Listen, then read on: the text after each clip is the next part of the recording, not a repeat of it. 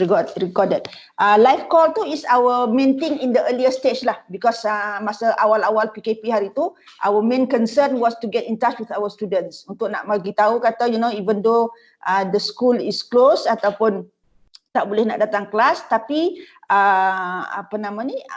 engagement ataupun pembelajaran masih boleh terus berlaku. So in order to get in touch with them, kita emphasize on the remote learning yang live call ataupun the synchronous mode of learning, meaning that you and your students are at the same place, at the same time, tapi place berbeza-beza, at the comfort of your own home dan sebagainya. Alright, so kita dah gone over that. The percentage showed that, you know, ramai lecturer di UMT dan juga student di UMT dah menggunakan. Jadi kita nak tengoklah, kalau this PKP is prolonged, maknanya what else can you do dalam teams in order to make sure engagement itu tidak menjadi satu yang bosan. Now if you keep doing just the live call sahaja, not supported by anything else, then you may get your students feel bored after like a few sessions. Tapi actually Teams ni is a very robust application for learning. Kalau nak di compare, kita tak nak compare lah. But what I can say is that from my experience using Teams and my experience in doing e-learning for the last 19 years, Teams ni bolehlah dikatakan almost 80% an LMS. Cuma yang dia tak ada tracking sahaja.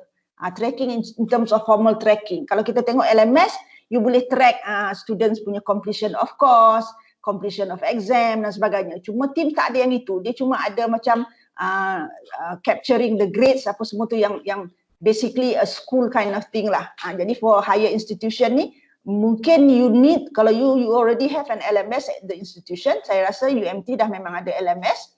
What you can do is actually work with Microsoft to integrate Teams dengan your LMS. Then you have the best of both worlds.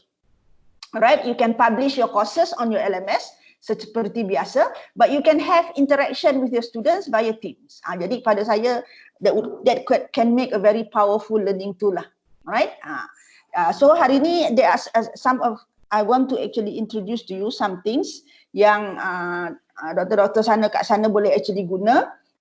Mostly for engagement purposes, sebab kita bila kita melihat the situation that we are in right now, not viable to have face to face ataupun virtual meetings all the time. Kita tahu kekangan-kekangan yang our students are having, for example the internet connection, for example device yang kadang-kadang kena kongsi dengan adik-beradik kat rumah, you know. Now if they are staying at home, I'm sure yang university studentnya memanglah ada the smartphone, but maybe the sisters and brothers kat rumah tu tak ada, but they need to also be doing remote learning. So mungkin pinjam jugalah yang abang-abang, kakak-kakak punya kan.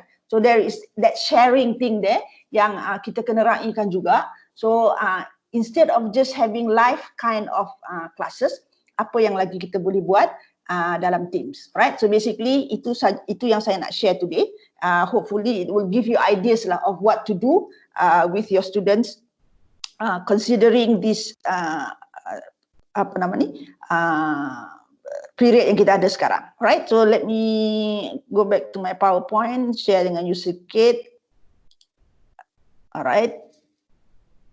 So basically, this is the 4 things that I want to share with you. Satu ialah just to recap lah pada orang yang masih lagi terlupa dan sebagainya. I'll make this slide available to you as well, how to set up your class. Okay, kita nak tengok sedikit apa yang dimaksudkan dengan asynchronous and synchronous learning, right? And what are the interactivity that you can have dalam Teams supaya the engagement of your students itu bukan setakat just the face-to-face learning, tapi holistic. You taking the whole thing, the whole learning and teaching process tu as a whole, as a holistic approach. Ya, apa lagi yang kita boleh buat kat dalam Teams ni without having to go out of Teams, without having to add things dan sebagainya. Dan the other thing yang saya rasa a concern to a lot of people ialah the assessment. Macam mana kita nak buat assessment? Because kita tahu we have no control. Kalau dekat physically together dengan students, kita boleh tahu dia meniru tak meniru dan sebagainya, ataupun kita boleh control the assessment environment. Tapi sekarang ni that kind of physical setting dah tak ada. So what can we do ataupun what can we tweak so that assessment masih lagi boleh berjalan, and whatever the assessment result tu memang menunjukkan the performance of the student lah, bukan ada suruh mak dia buat ke, dia suruh kawan dia buat ke dan sebagainya. Alright, so that those are the 4 things yang I want to share with you today. Alright, so pagi ni just to recap, bagi orang-orang yang masih struggling to set up a class team, don't be surprised, we have a lot of people like this. Okay, tapi macam saya katalah, UMT is actually ahead of many of the universities. Yang lain-lain baru struggle nak start. You have already used it. Jadi a pat on your back for being proactive dan start adopting all these different ways of remote learning. Teams ni salah satu je. Kalau you selesa dengan apps-apps yang lain pun boleh guna. Alright. So this is how we set up untuk menggunakan Teams di UMT. You need to go to office.com, you log in. Dan you dapat the menu of all the Microsoft punya offerings, then you click the icon Teams dan you continue to create the teams dan sebagainya lah, right? So this one I will give you this later for your reference purposes, ya. Alright, jadi bila kita dah set up our team, kita dah buat classes dengan student a few times. Now our question is what's next? What's next after the face-to-face engagement? Alright. So kita nak tengok apa yang ada di dalam team. But before that, kita kena differentiate between the types of learning that we have. When we do online, learning di dalam classroom berbeza. It's always face to face. It's always that kind of presence and that kind of engagement. Tapi online, you have 2 ways of actually engaging students online. Satu synchronous, which means that like what we are doing right now, kita go online, we have a live meeting. Dan kita, we can turn on our camera and we can do the engagement dan sebagainya, right?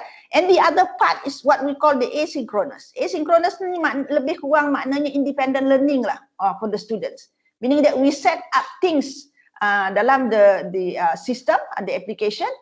Contoh kalau macam menggunakan LMS, you publish your courses in the LMS and then you get students to do it over a period of time dan sebagainya. Sama juga di dalam Teams ni, we can actually put in things that the students can actually do the pembelajaran ataupun the learning asynchronously without you having presence, tetapi you can monitor.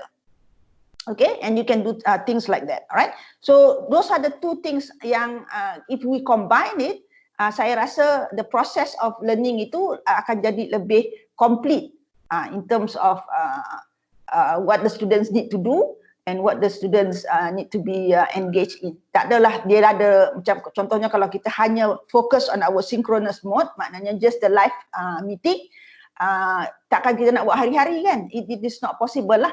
Alright, so maybe between the one meeting and the other meeting tu, there is nothing for them to do. Dari segi pembelajaran, it would not be that effective. So what can we do to actually fill in the gap between one live meeting to the other live meeting? Right, so that is the difference between the 2 yang kita nak ni. So approach is need to combine both this mode of learning in order for us to maximize students punya engagement and hopefully maximize learning lah. Okay. Okay, these are just consideration kenapa we need to actually have both in terms of our presentation or our engagement to the students. Satunya bandwidth issues. Ada student yang di tempat-tempat yang mana mungkin dia nak kena keluar sikit daripada rumah dia in order to get internet access. Kalau lagi hujan dia tak boleh keluar, those kind of things kan. So we need to take that into consideration because kita tak nak the quotation is no one to be left behind kan. Kita nak all our students to be equally accessible to the teaching that we are doing. Jadi if that is the case, apa yang kita boleh buat? Kalau dalam Teams, contohnya kita boleh record our session. Macam hari ni I'm recording my session. Alright. So what I can do is actually publish dekat stream ataupun publish dekat YouTube. Jadi student-student yang tak sempat ataupun yang tak boleh nak datang atau tak boleh nak go online masa kita buat live ni, they can actually go and look at the recording dan boleh belajar daripada situ juga.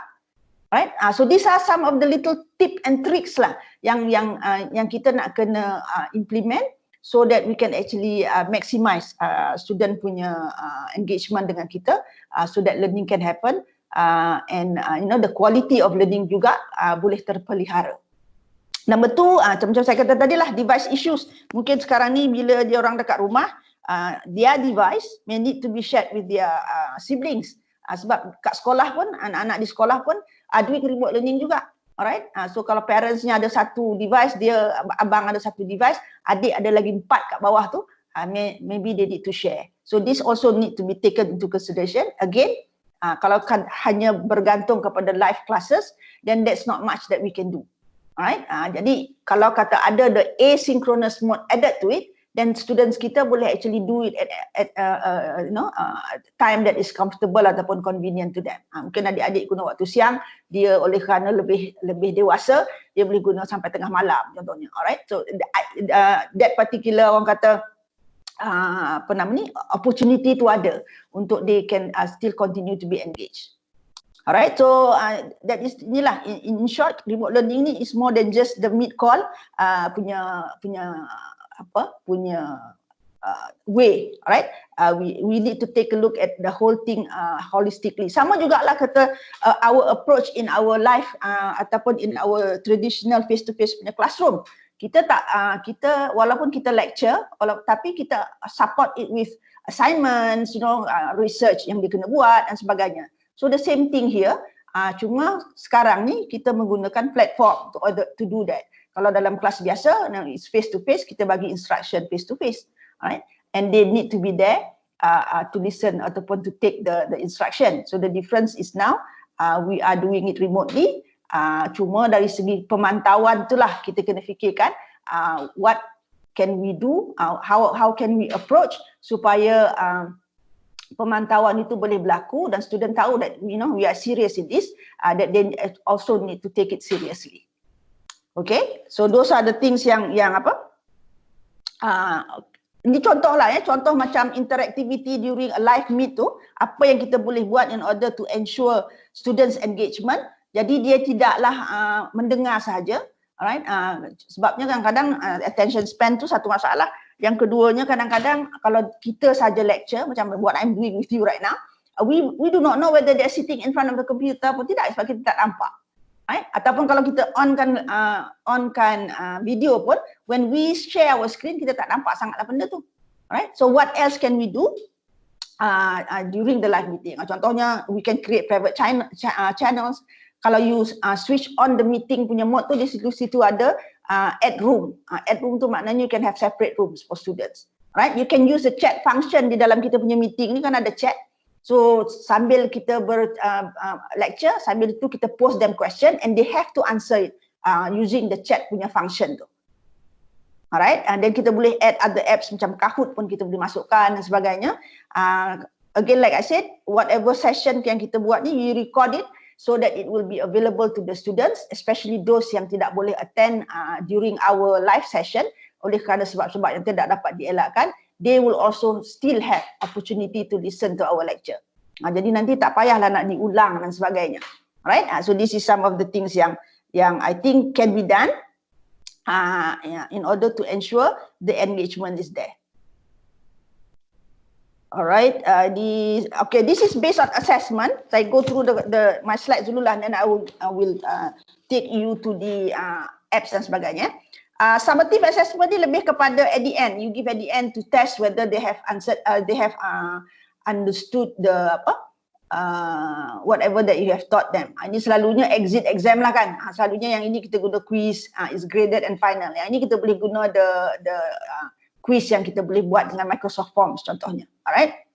Yang lebih susah nak buat ni formative assessment ni. Because formative assessment ni assessment yang kita buat ongoing basis. Kalau dalam kelas kita boleh tanya soalan, right there and then they can answer dan sebagainya. When it is remotely ni kadang-kadang itulah masalahnya. Kalau bila kita tanya soalan tu dia buka buku pun nak jawab, that we cannot control that kind of situation.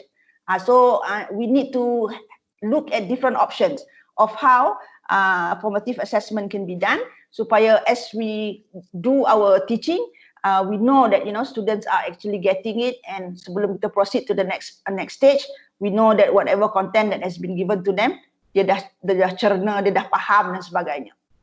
Alright, tapi bukanlah tak boleh, cuma we need to add certain things ataupun kita nak kena tengok semula our assessment mode. Tidak boleh lagi lah dah secara tradisional. We need to probably add some other things to it also. Okay, alright, so that's my slide.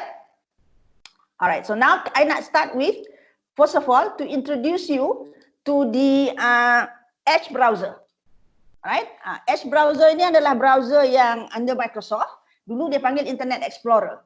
Internet Explorer tu sama macam browser-browser lain, tapi Edge ini dah dimodify, dah di-enhance, yang membolehkan for education, it has a lot of different facilities. Okay? Kalau belum lagi download Edge browser ni, bolehlah download Edge browser ni untuk kegunaan kita, mostly lah for educational purposes. Saya rasa this is one of the most dynamic browser lah. Kalau kita tengok kat ni on my screen ni kan, this is the Edge browser. You can actually decide how do you want your page layout to be. You nak layout inspiration yang saya punya ni inspirational, right? Kalau you nak layout focus, dia akan just leave it to all the benda yang penting sahaja, right? If you want to have an informational layout, dia bagi atas ni dan bawah ni is the Jadi you can actually choose the kind of layout yang you nak guna that will maximize learning. Jadi selalunya kalau macam kita ni kan, either focus lah, usually kan kita tak nak student kita, you advise your students to use the focus punya layout supaya focus on the things that you want to learn. Jadi kalau macam tengok macam informational yang tadi, so much distraction. dalam nak belajar ni kita tengok ada tiba-tiba ada berita di keluar dan you want to read dan sebagainya. Because when you are on the internet, you are just one click away from getting out of whatever that you are doing. Right? Jadi the lesser the distraction is, the better it will be for educational purposes. Jadi maybe we need to use the focus layout yang kita nak guna. Then English pun ataupun language pun kita boleh pilih. So far saya rasa bahasa Melayu tak ada lagi. Malay tak ada kot. Tak ada. Arab ada, Arabic ada. Alright. Kita guna Malaysian English lah. Alright. So itu ininya ya. That is one feature yang ada dekat sini yang membantu pembelajaran. Jadi bila kita nak add things to our remote learning, if we want to actually add website dan sebagainya, then we will be able to control the kind of access that they have in terms of the layout dan sebagainya.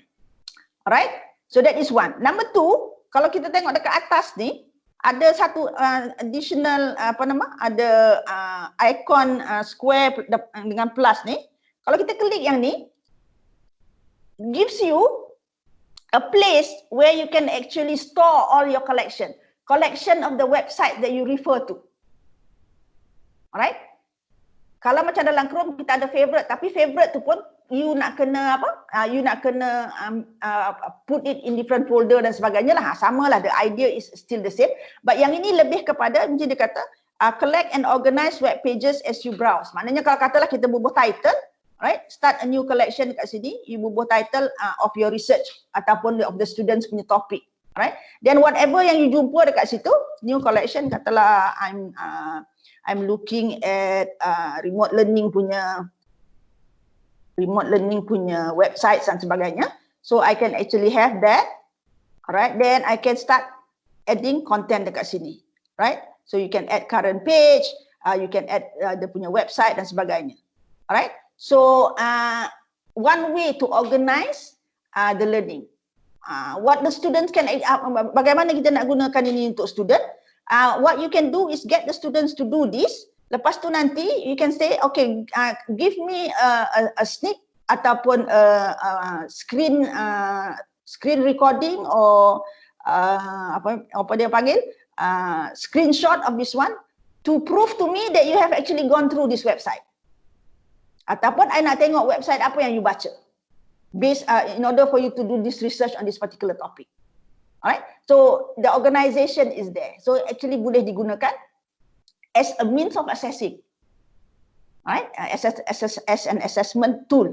Maknanya kalau kita tengok bila kita bagi dia assignment and kita kata okay, you need to do research from the internet ataupun internet lah from the internet, go to this particular site ataupun a few sites to get your information, summarize the information dan sebagainya.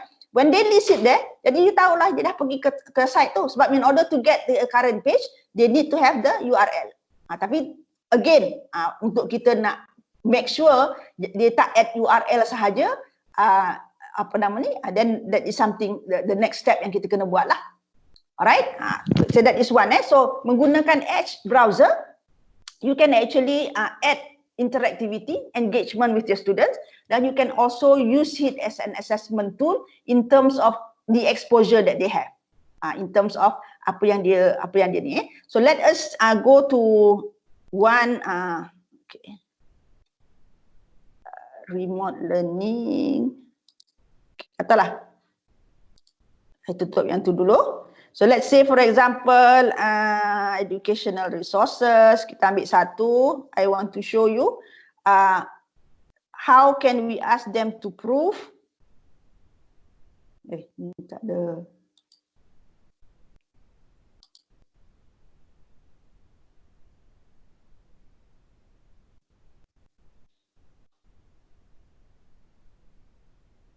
Okay, katalah kita nak yang resources for teachers. Contohlah okay. So these are the thing, okay?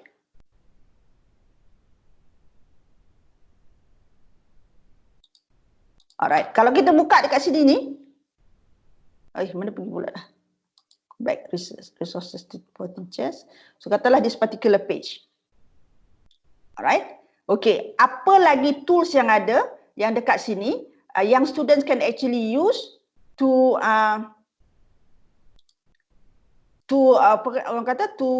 prove to us that they have actually gone through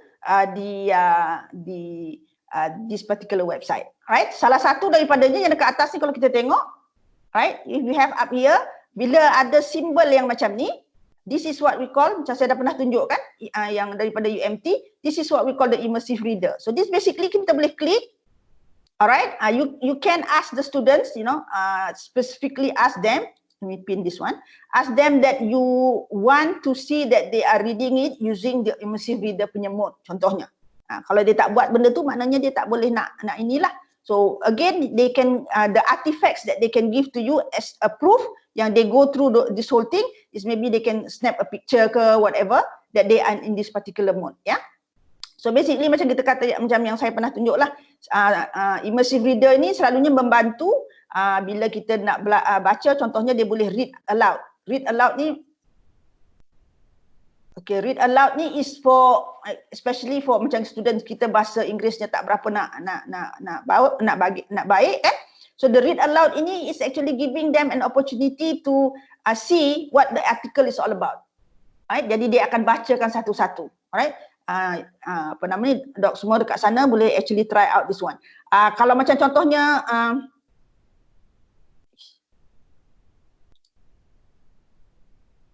okay. Contohnya reading preference. Kalau kata kita ada student ada masalah membaca, dia tak boleh nak baca macam ni, too much for them. Yang ini okey lagi lah because the text is not much kan. Tapi kalau kita suruh dia baca journal article contohnya, some students because the language is not there, susah dia nak baca. So you can actually tukar, they can read line by line.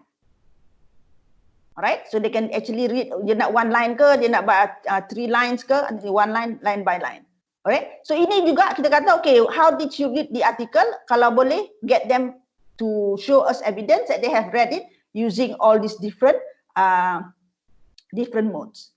Okay, so kalau tak ada line focus, dia jadi macam ni. Kalau by line focus, they just read to you line by line. Jadi memudahkan student kita untuk baca, especially when the article is a long article. Jadi senang dia nak faham. Alright. Grammar tools, kita ada grammar tools in terms of pronunciation, syllables. Kalau kita bubuh syllables ni on, dan dia akan itulah, the text will be by syllables. Reading and write T. Macam tu lah. Alright. Then kalau kita nak kalau ni cikgu bahasa Inggeris lah especially kan, English language teachers in UMT, you can actually take advantage of this immersive reader to teach, like for example part of speech. Ni noun, katakan kita kalau on noun ni, jadi maknanya all the nouns will be in purple. Alright. Jadi you boleh tanya your students, okay, in line number 4, what are the nouns? Then they bagi jawapan, then they can actually check the answer betul ke tidak dan sebagainya. Alright, so this is meant for languages lah. Text preference pun kita boleh besarkan lagi text. Again, if we have students yang ada reading difficulty ataupun student-student yang berkemahiran special, alright, so this can actually be used in terms of how large the font that you want to be. You can also change the background, kata nak hijau ke, white on black ke, black on white ke dan sebagainya. Because it actually, research has shown actually benda-benda macam ni improve reading capability of a person.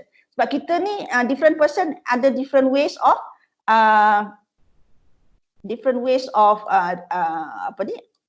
reading different things. Right? Ada yang hitam dengan putih ni okey, tak ada masalah dia baca. Tapi ada orang kerana matanya ada silau dan sebagainya, it's not a good way to read. So maybe you can change in terms of the text preference, maybe you can change black over green. Contohlah kan, ini lagi teruk nak baca kan. So that kind of thing. So these are tools yang available to help our students in their engagement. At the same time, we can also actually use this to ask our students to give proof that they have actually read the article. Jadi kita bagilah, kata okay, I want you to read the article using the line preference. I want it to be read line by line. Right? So dia kena buat benda tu. So sambil dia buat tu, I'm sure dia will baca lah kan. Right? So again, kita memang tidak ada boleh nak control 100%, but if we set the things with some options ataupun some requirements, our best bet is that they will, as they will do it, that they will start reading. Right, rather than tak ada langsung, rather than kita kata okay baca je, tidak ada apa-apa benda yang dia kena buat, then keberangkalian dia nak membaca tu lagi, dia tidak membaca tu lagi tinggi lah. As opposed kalau kita bagi benda-benda macam ni, dia kena buat sebab dia kena tunjuk proof, keberangkalian dia untuk membaca tu lebih tinggi. Right, so these are some of the things yang available under Microsoft punya offering. Edge browser ni is one of them, untuk kita gunakan sebagai the engagement tools with our students to ensure that learning happen. Right? Benda ni can be done asynchronously. Tak perlu online dengan kita. They can do it independently. They can upload whatever result, whatever things yang kita nak dia buat online through Teams. Alright? And then dia can apa orang kata, kita pun dapat proof that they have done whatever that we have assigned it to them. Alright, so kalau belum install lah Edge browser ni. To me is a very good, apa orang kata, a very good tool ya, yang terdapat di browser ni untuk educational purposes. Alright, so macam ni tadi, kalau kata this is the text yang kita nak dia baca, what we need to do is klik yang tadi tu kan, remote learning, new collection, kita boleh add current page. Kat mana nak add current page? Okay, ataupun kita snippet. Dan kita boleh, once we add the current page tu, kita boleh add note pula. Okay, this ataupun kita this ni main, add note.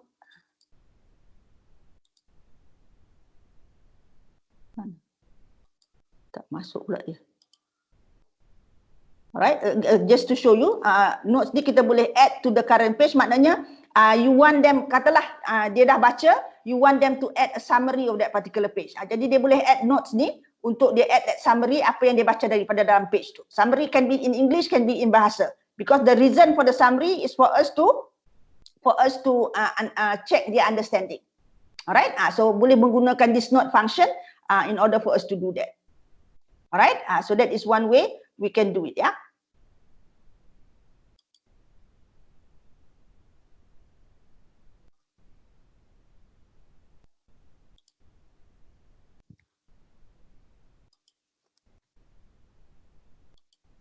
Tak jalan pula dia punya tu. Kalau ambil gambar macam mana? Oh, kena tulis, kena buang dia punya ni dulu. Dia punya immersive reader.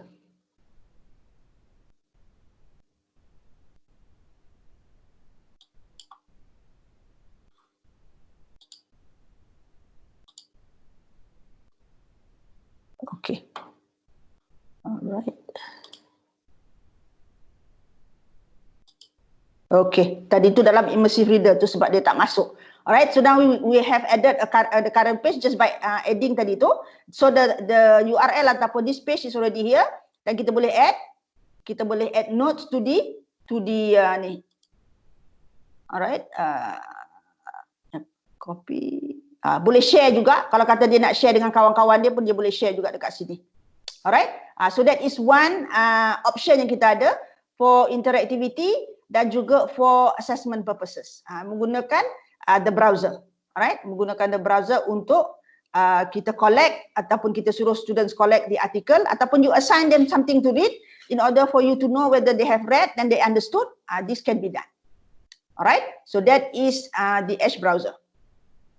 Okay, yang number 2 yang saya nak introduce dekat doc semua dekat sana ialah an apps, third party apps yang partner with Microsoft, namanya Flipgrid. Jom kita tengok dulu Flipgrid-nya.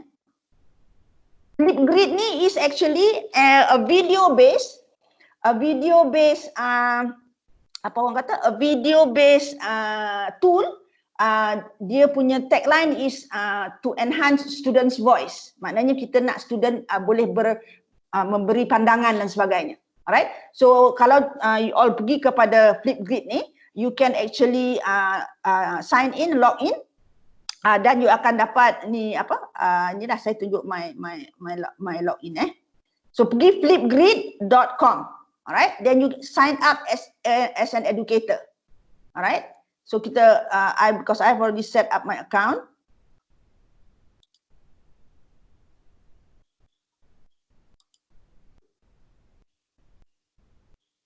Apa pula?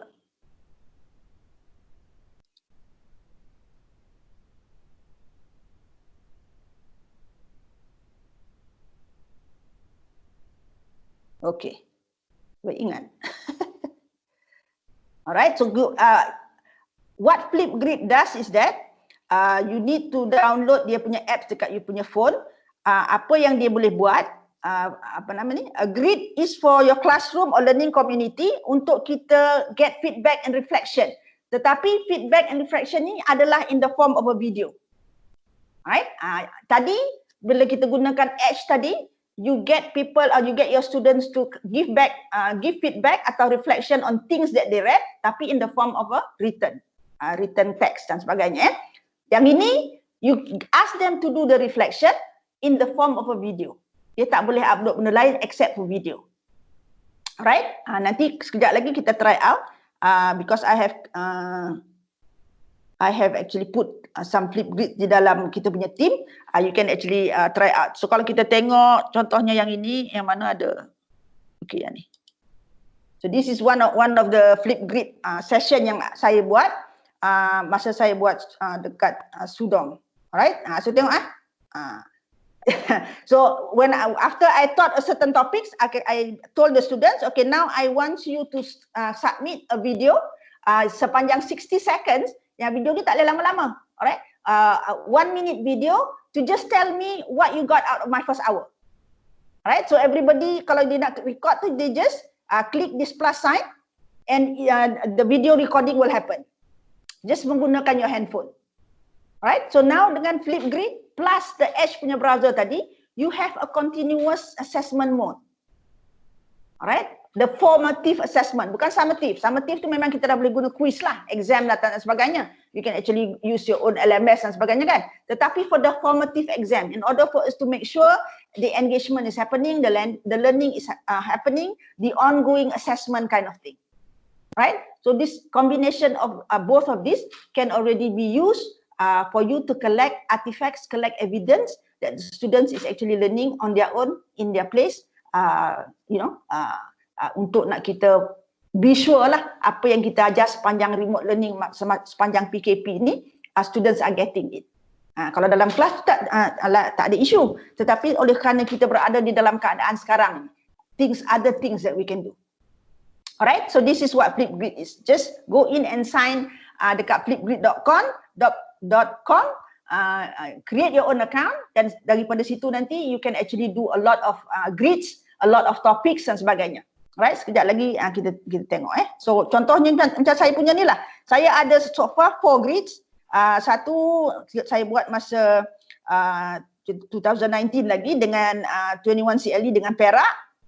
I have 31 videos. Maknanya cikgu responded to the questions that I gave them using the video. Kalau kita tengok ni. Alright. So these are some of the videos. Okay, ini introductory video. Contohnya, alright, so ada 31. Macam-macam rupa kan? Dan sebagainya. Once they get used to this, they will do all kinds of orang kata all kinds of creative things with it. Alright, tapi kita punya objective is for assessment purposes. And video ini dia selalunya digalakkan only 60 second ataupun 90 seconds. Tak boleh panjang. Alright? Satu lagi contohnya macam masalah bandwidth dan sebagainya lah. Tapi but that is not the purpose. Kita bukan nak buat video yang panjang, tetapi kita nak students punya ability to actually tell us what they have learned so far from whatever that we are teaching.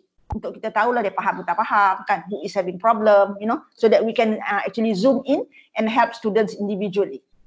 Alright, so this is an example of a tool that kita boleh guna untuk assessment purposes. Yeah, so those are the two things yang saya tak nak introduce banyak-banyak, nanti pening kepala, tapi saya rasa dengan Edge dan dengan Flipgrid ini, dok semua dah boleh buat assessment in order for you to the formative assessment in order for you to ensure things are being understood before you go on to other things dan sebagainya. Okay, alright. Ada soalan tak? Sorry, ada soalan. Hari ni pergi laju macam kereta api. Ada soalan tak so far? On these two tools yang kita boleh gunakan. Kita tak masuk Teams lagi ni baru kat luar. Alright, because once you know, once kita, contohnya macam Flipgrid ni, it is easier for you to create your account on the outside. Nanti bila masuk ke dalam Teams, you hanya perlu the code. Macam contohnya dekat Perak ni, this is actually my Flipgrid code. Code ni je lah yang I bagi pada students for them to enter my grid ni untuk dia respond accordingly. Alright, so go on the outside first. Alright. Sama juga dengan Edge tadi tu. Once you know how to use Edge, nanti all you need to do is actually bring in the website for the student. Kat mana yang you nak student tengok tu? Doktor? Ya. Saya nak tanya pasal yang bahasa tadi, immersive reader tu. Okay. Untuk bahasa lain ada tak? Untuk bahasa macam bahasa Perancis, bahasa Sepanyol, bahasa Jepun? Ada juga. Kalau kita tengok immersive reader ni, mana language text preference. Dia ada banyak, dia ada Arabic dan sebagainya. Okay, thank you. You boleh choose. Cuma macam bahasa Malaysia pun kalau tak silap saya ada. Cuma bila translationnya tu lah kadang-kadang pelik jadinya. Not as bad as Google Translate, tapi ada jugalah perkataan-perkataan yang mungkin, you know, whoever did the translation, the terminology is not the same. Cuma just be careful with that.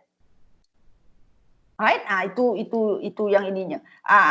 Apa nama ni? Kita actually macam kalau kita buat live macam ni, ada juga yang boleh kita onkan caption. Tapi the problem is if you are doing it in English, no problem. Alright, and if your pronunciation is good enough, like you know, almost native, bukan native memang tak boleh lah kan? Almost native. Usually the caption is actually very accurate. Right, tapi kalau bila you speak in Malay, dia akan macam contohnya immersive reader in terms of reading tu kan, the read aloud tu, you can actually put bahasa Malaysia situ, tapi dia akan baca bahasa Malaysia style Mak Saleh lah. Kan, bukan kita tak ada lagi option a Malay reader. Kita ada cuma the translation, tetapi the reader masih lagi Mak Saleh. Jadi they will read based on the English punya pronunciation. Bolehlah bantu sikit-sikit kan, tapi you know, you need to get used to the kind of reading lah in order for you to be able to understand everything. Okay, ada tak lagi soalan? Boleh actually the two modes of orang kata alternative assessment in order for us to ensure learning happen with our students when they are away from us.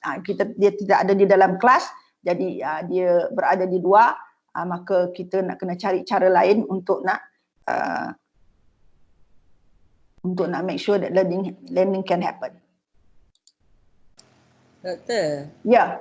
Boleh tanya yang Microsoft Edge ni kena install ke dah ada dalam Teams? Dalam Teams saya rasa ikonnya ada, tapi you kena install kat laptop you. Okay. Because dia browser kan, dia macam Google Chrome. Ini macam another browser. Dia macam Firefox apa semua itulah. Jadi you need to install it on your laptop in order to be able to access it. Free ke berbayar tu? Free. You all dah bayar, anything to do with Microsoft ni semuanya free. Kerajaan dah bayar. You guna je, you guna tu sebabnya. Itu sebabnya saya sangat-sangat encourage, you know, kita guna sebab benda tu dah ada pada kita, dah berbayar pun, kalau tak guna rugi lah, kan? Itu sebabnya I go all out in talking to teachers, talking to lecturers to make use of this facility sebab memang dah ada. Okay, thank you. Bila kita buka yang Microsoft Office ni kan, kalau bila kita log in tu, you will get this menu semua ni kan. So all of this actually are free for you. Semuanya ada, memang ada tu. Kalau you all apps ni lagi banyak. Ni semua ni is at your service. You can actually use all of this. Tak perlu lagi bayar. Alright? Tapi macam kita tak perlu nak tahu semua kan. If just kita boleh guna whatever that yang the main thing ni, kalau kita klik yang ni kan, yang the main thing ni pun dah banyak membantu kita in terms of our teaching and learning purposes. Alright?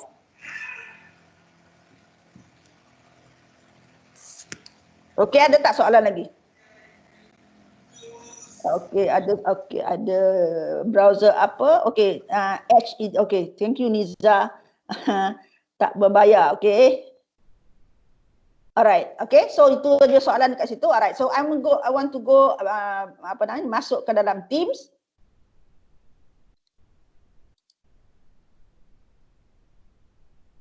Saya nak guna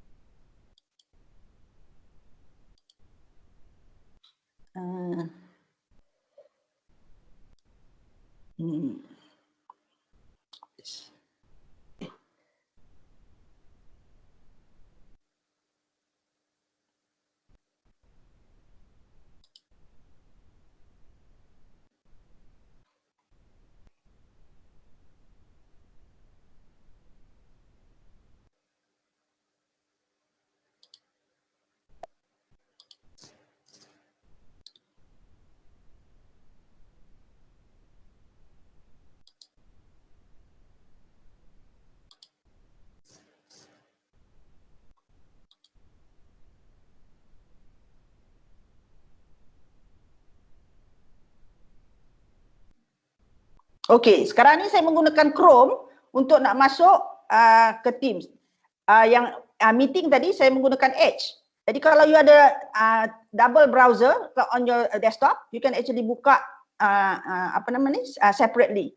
Jadi you boleh buat macam-macam benda lah. You can move, bila you, macam contohnya bila kita share screen, macam saya share screen ni, you share the entire desktop, you can actually move around daripada one website ke another website. Okey, saya nak kalau boleh minta tolong somebody masuk dalam kelas saya ni.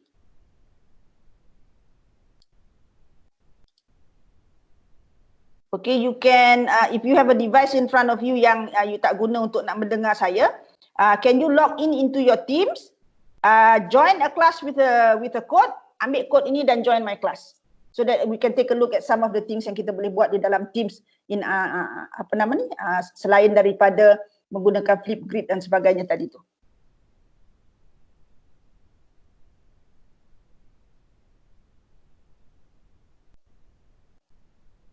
Okay, itu somebody can type that dekat chat tak di 13 H1 HI ataupun HL 0G.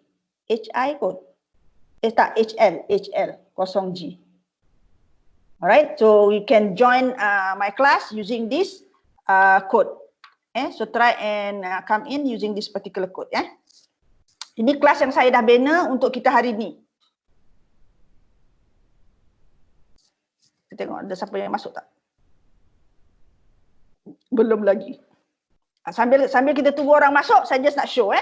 Contohnya, what else can we do di dalam ini selain daripada yang kita dah tahu, which is Meet Now. What else can we do? Alright. Salah satu daripadanya ialah kalau kita klik files ni,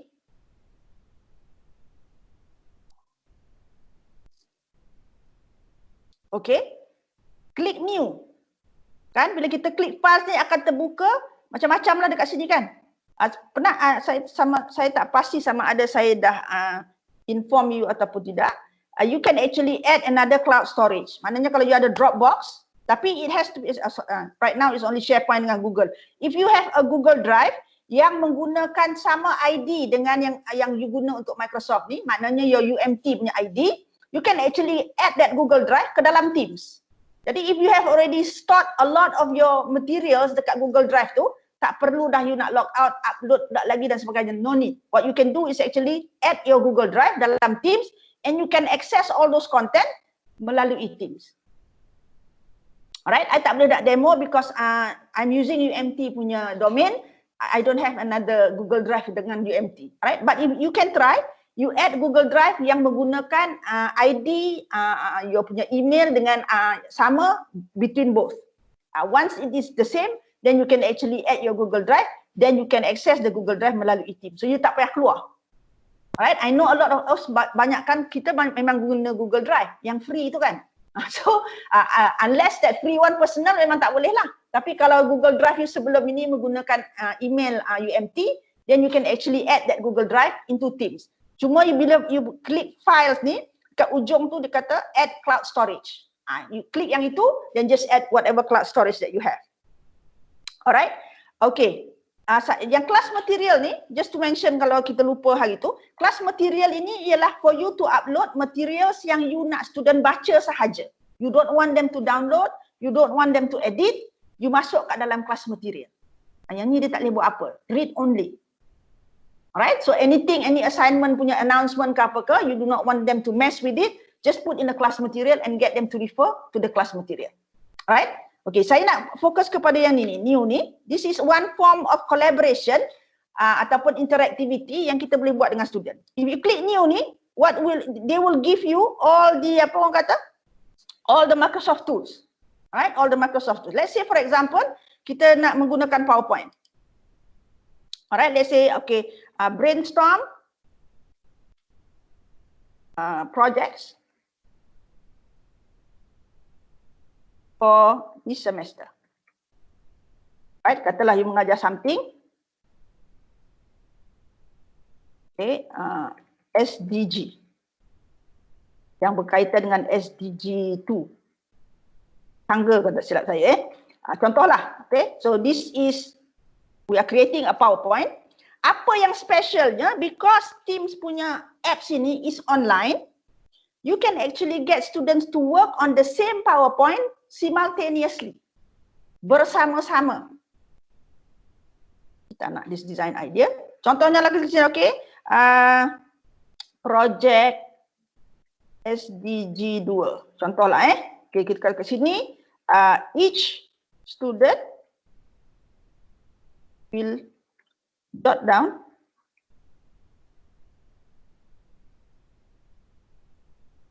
three project ideas kat situ. So kita tambah slide, new slide. Kita ambil yang second type ni, kita add, lepas tu kita namakan. Okay, yang ini Dr. Azhar punya. Right? I tambah lagi satu slide. Yang ini, siapa lagi ada kat sini? Okay, Niza punya. Contohlah. Okay. So we can continue. Alright? So you can actually bagi tahu dengan student, alright, I have already created a slide template for you in Teams between now and next week punya session, kita punya live session. I want you to go in there and fill up based on your own slide. Alright, so they can come in and do at any time yang dia available, telefon dia available to them ataupun dia punya komputer available to them. As long as sebelum kita punya next meeting. Contohlah, alright, kita punya next meeting. Alright. So here, bolehlah tulis siapa, kalau you are in my class already, siapa ada tak yang siapa dapat masuk. Alright, whoever is in my class just type lah, type and put it in there, just to show. Alright. So sambil kita buat benda ni, we can actually dekat sini, you can comment. Bila kita kan masuk kan, ni tengok bubuh ni cantik kan? Cantik. Alright. So I can comment kat sini, I kata wow. Alright, new comment. Wow. That is awesome. Kita masukkan, cikgu kita masukkan kat sini. So the students will actually be able to see the comment bila dia buka pula the next time. Ataupun antara student dengan student, katalah dia masuk, dia tengok, ada kawan dia 2-3 orang lagi sedang buat kerja. So they can actually click this conversation and they can have conversation atau discussion dengan kawan dia. Weh, aku tak faham lah. Contoh, right? So they can have conversation dan kawan dia boleh jawab juga as they are doing this together. Alright? This is the kind of interactivity, the kind of things yang kita buat asynchronously. Tak perlu ada the live one. Alright? So they can actually put this in untuk student kita buat, and then kita can come in. Kita pun tak perlulah nak duduk kat situ sepanjang masa kan. Bila kita ada free time, kita masuk, kita tengok, lepas tu kita komen. Alright? Dan kalau kata kita nak share, okay, yang ini tak payah klik. Kalau ini jangan always open in browser, jangan download because dia akan be online all the time.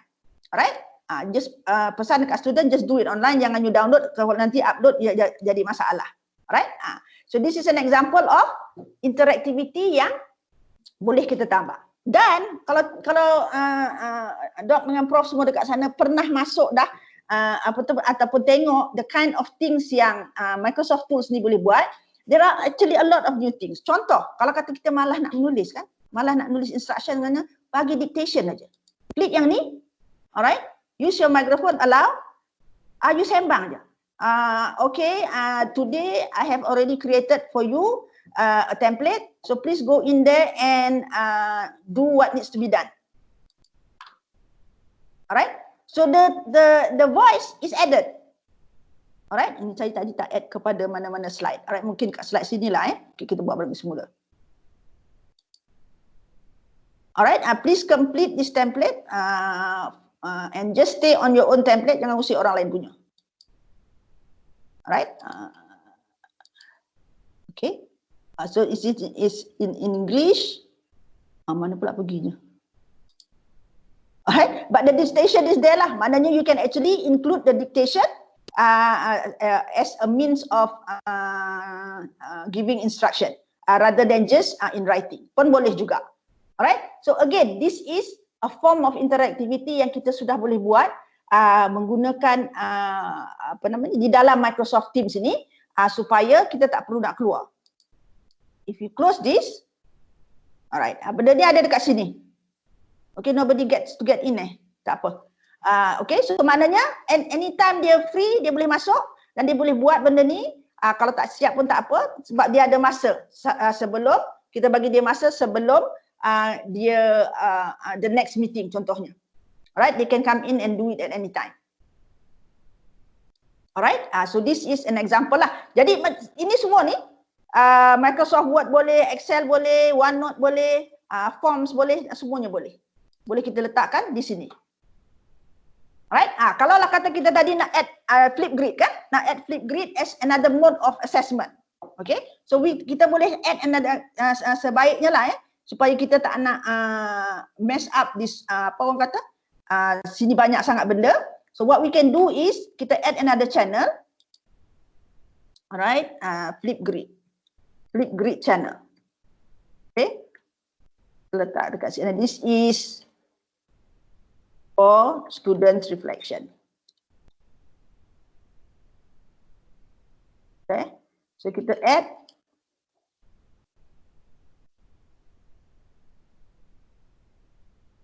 Alright, so kita atas ni ada plus sign dekat atas ni. Alright, you click the plus sign. Flipgrid, kita search Flipgrid. Okay, you add. Right, kita nak add Flipgrid kat sini supaya dia nak menggunakan Flipgrid pun dia tidak payah keluar ke tempat lain. Alright, Flipcode. Apa yang Flipcode yang saya guna tadi ya? Sekejap, saya buat Flipgrid kat sini dulu. Okay. Saya create another Flipgrid Sekejap, where is it? New grid. Two topics.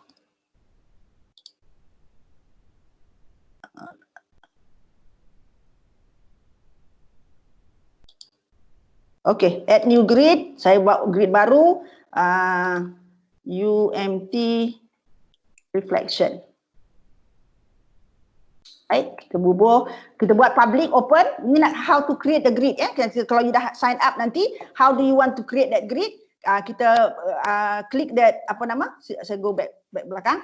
Ada kat sini kan, saya ada 4 grids dan kat sini ada add new grids ya. Nanti kalau start baru maknanya tak ada apa-apa lagi lah. So you click the new grid ni, you name the grid UMT reflection. Alright. Kita tak nak yang tutup ni, tak perlu. Kita ambil yang public PLC. Okay, this is the Flipgrid code yang nanti you all kena masukkan ke dalam itu untuk nak start the Flipgrid. Okay, so let me go on next first. Password tak perlu. Alright. Okay, now this is the grid yang, ataupun I copy this first, ataupun I just continue to bubuh dekat Teams ni. You click Teams ni, instead of copying, you just click Teams. Alright, share to channel apa tadi? Flipgrid kan? Ni channel ni. Okay, share. Okay, so dia dah masuk dalam team kita. Alright, so go to your grid.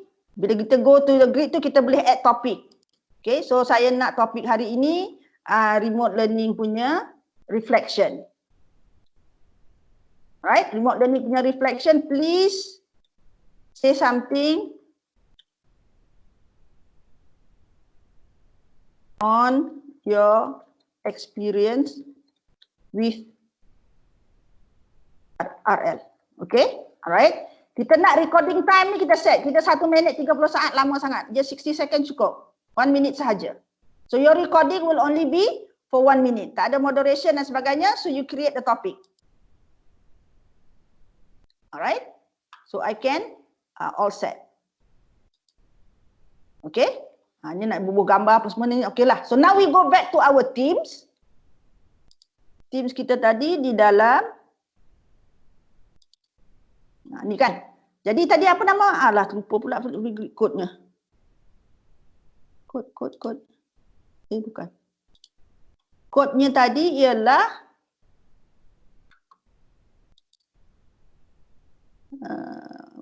okay. Hamid 5114. Alright. So I can go back to my silap. Okay, dekat sini.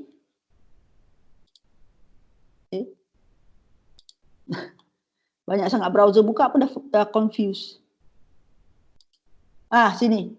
Hamid 5114. Okay. Post channel to this tab. Alright, dia carikan. Okay, betul. Alright, so kita save.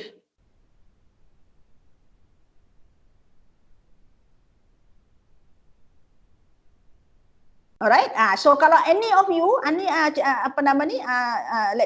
doc ataupun profesor kat sana yang dah log in dekat Flipgrid tadi, what you need to do is go to that Flipgrid, masukkan login code ni, login code lah. Masukkan code ini, you will get to this page. Alright, jadi how do we record? You just click ini. Alright, kena log in lah, log in dan sebagainya. Then you will record yourself. Alright, you will record yourself saying you have only 1 minute to give a reflection of what you think of remote learning so far. That is how you can actually use Flipgrid to do the assessment from within Teams. Student kita tak payah keluar daripada Teams. Jadi maknanya whatever that we have dekat general ni tadi, kat general ni kita dah suruh dia brainstorm dan sebagainya kan. Jadi kita nak tahu sama ada dia faham tak apa yang kita nak suruh dia buat ni, right? Then we can actually use Flipgrid to do that particular assessment. So they just flip to this channel. Dah ada Flipgrid dekat sini, they can click this one, alright?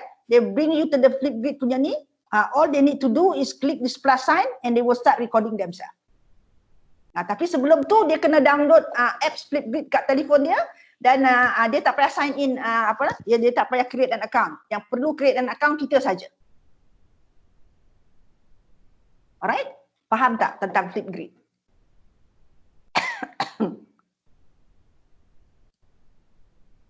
Okay, kalau tak faham tak apa, nanti tanya lagi. Like I said, I am willing to do as many sessions with you as you need in order for us to actually get through this remote learning thing. Dan post remote learning, you can still use this particular tool untuk harian punya pengajaran. Now you have an option to go to class with your students, ataupun if you have to go to conferences and whatnot, you do not need to cancel classes. You can actually teach using Teams remotely. From wherever you are, you kat London ke, you dekat Hawaii ke, alright, you just dekat Changlun ke, attending UUM punya conference ke, whatever, there is no longer a need for you to actually cancel your classes and then need to replace. You can actually do this remote learning as and when you need.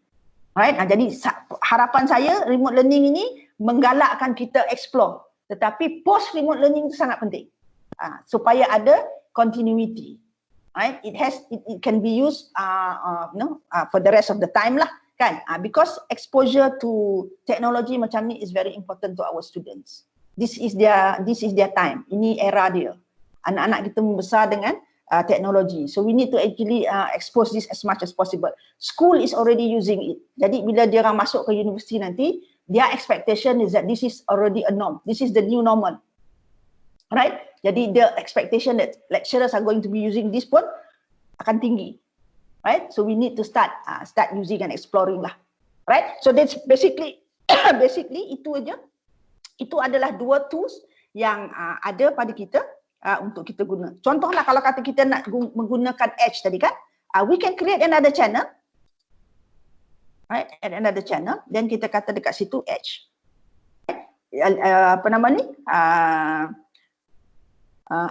Reading assignment based on website.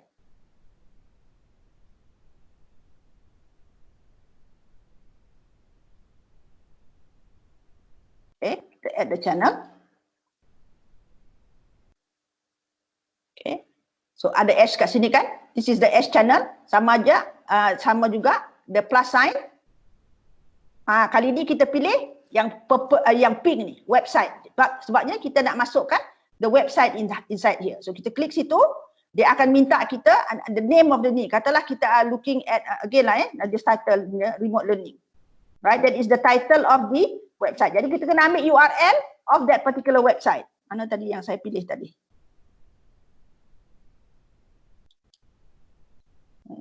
Lagi. Resources for teachers. Katalah saya ambil this website. Right, just copy the link, masukkan kat sini. Alright, then you save. Okay. Dah ada kat sini. Jadi dia tak payah keluar ke mana-mana. Dia boleh baca kat sini, dia boleh buat komen kat sini. Alright, remote learning comment, new tab dan sebagainya. Okay, dia boleh buat komen, tulis-tulis kat sini dan all the kind of things that you can do lah. Alright, sama juga saya rasa the immersive reader is also here if I'm not mistaken. Right? Jadi you have two channels based on the tools that you are using in order to do assessment dan sebagainya. Terima kasih Rahijan. Alright, dah ada yang buat gitu ya. Jadi those are the two ya. Those are the two things yang kita import daripada outside, the third party tools yang kita boleh guna untuk kita increase engagement. Yang dalam within teams tadi tu yang kita tak perlu import daripada luar is menggunakan files dan menggunakan this new tab ni, which means that you can actually use any one of the PowerPoint, any one of the Microsoft tools to create activity that can actually be done asynchronously and collaboratively. Bukan setakat asynchronously je, collaboratively. Maknanya dia boleh berkolaborasi dengan kawan-kawan dia, right? In order for them to actually complete the thing, right? So these are some of the things yang can be done from within Teams itself. Tak perlu nak keluar dan sebagainya. Okay, ada soalan tak? Are we clear? Nampak tak? Kalau nampak sama-sama tu pun okey juga lah. Nanti kita boleh review dan kita boleh continue to do. What I can do is kita boleh go over this, then we add another tool. As we go along nanti, the next thing that I think I want to actually do with you is the class notebook, right? Tapi itu kemudian lah. But sekarang ni, first stage kita dah okay. We have already set up our classes. Kita dah menggunakan Meet Now for student engagement. This is now the second stage. Maknanya kita are adding the asynchronous component to kita punya offering to the students. Jadi bukan setakat menunggu, dia kena menunggu live classes saja. While dia menunggu live classes, there are activities that they can do within Teams itself. Okay? Any senyap semua? Ada soalan ke? Ataupun terlalu confused ke apa ke?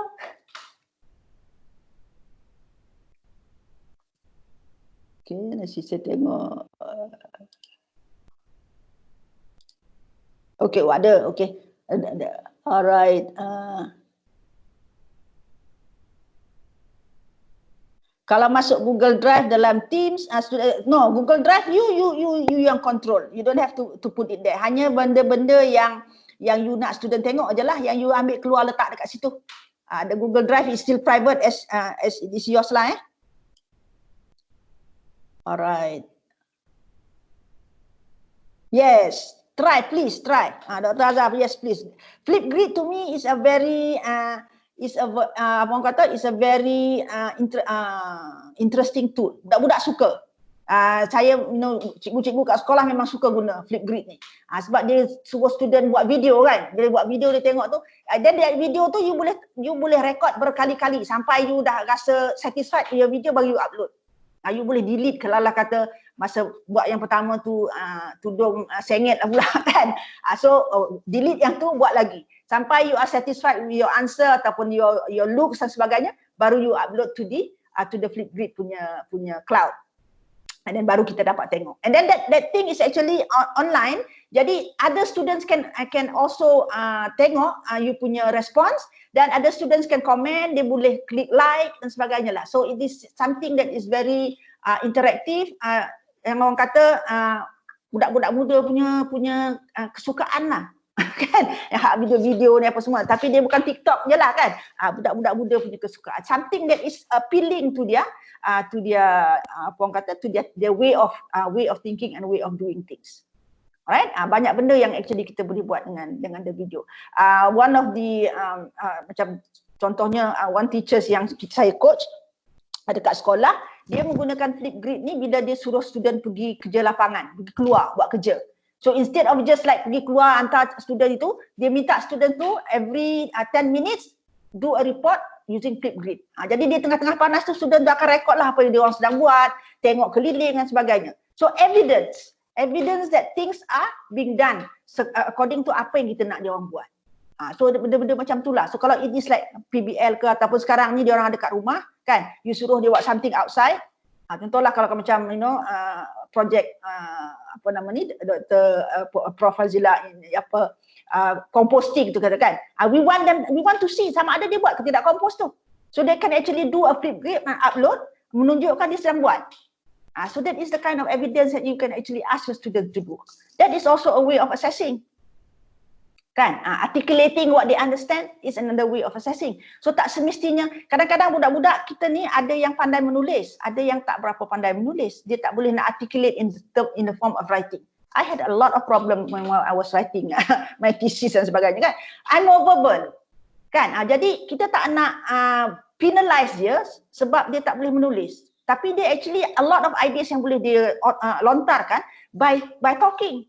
Jadi this is an opportunity sebabnya Flipgrid ni dia punya tagline is enhancing students' voice. Memberi peluang pada students to actually say things yang maybe they are not capable of writing. So this is another option supaya we be fair. Because kita memang dilahirkan dengan berbagai-bagai kebolehan. Ada yang memang suka, yang kalau menulis 3 kajang kertas tu 5 minit pun tak sampai. Ada yang satu line pun memikir 1 jam. So we do not want to penalize that because inborn dia, secara azali dia dah memang macam tu, nak buat macam mana? So here now technology is helping us to give students all the chances that they can in order to prove that they have actually learned. Those kind of things. Alright? Okay, ada lagi tak? Soalan dan sebagainya. It's already 11:15. I've taken 13 minutes extra of your time. Kalau tak ada, kita stop di sini. Thank you very much. Berapa orang ada dalam kelas hari ini? We have 21 attendees. Oh, Alhamdulillah.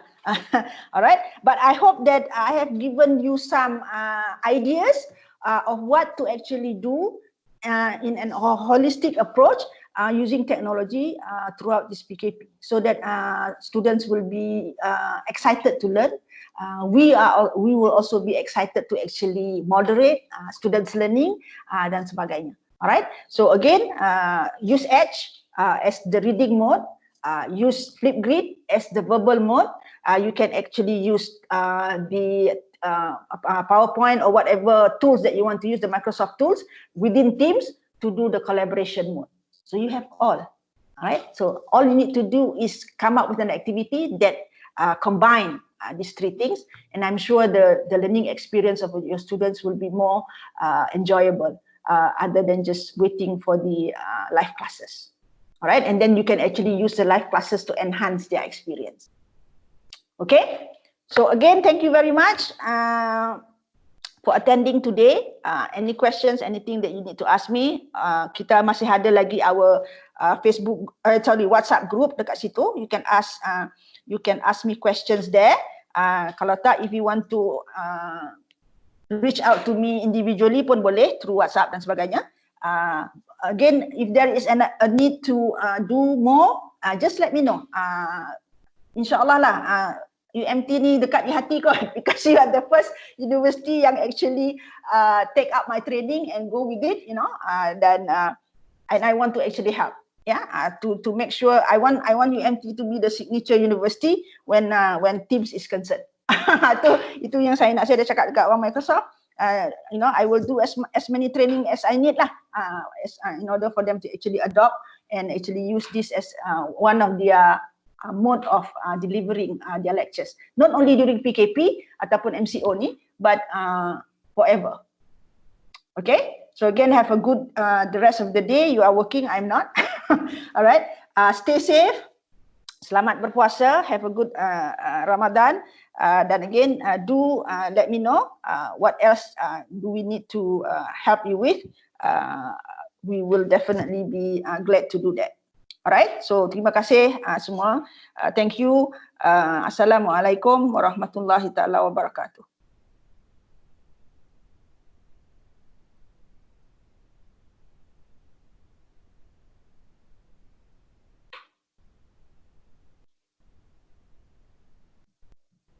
Yeah, boleh jadi pilot project. Itu saya kata, this is something that I want to work with you to ensure that sebanyak boleh kita work with this tool untuk for you and your students.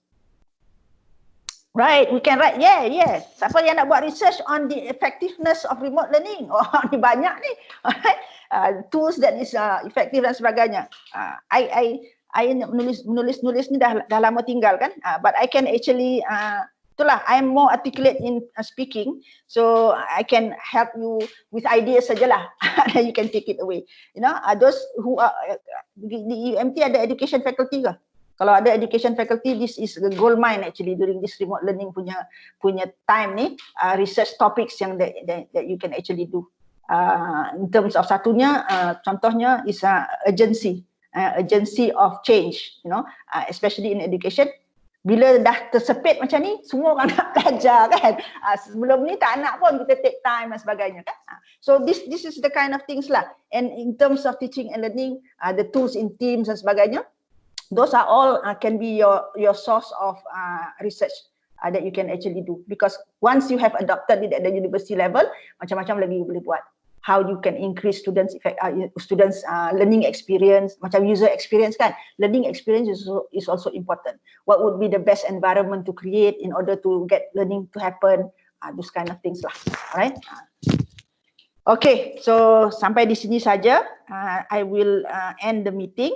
Again, thank you very much for being here today. My guest Niza pun dah left the conversation. I think ada Ustazah Hatini juga kat dalam ni.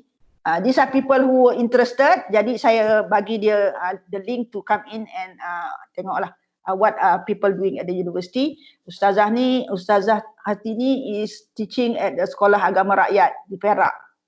Right, so also interested in adding technology to dia punya offering, kan? So these are some of the people yang if you are interested, I am 10 times more interested to help you. Okay, alright. So again, thank you very much. Have a good day. Selamat berpuasa. Stay safe. Masih lagi belum apa orang kata? Masih lagi belum out of the woods kita ni. Alright. Stay safe, stay home. Right? Again, Assalamualaikum warahmatullahi taala wabarakatuh.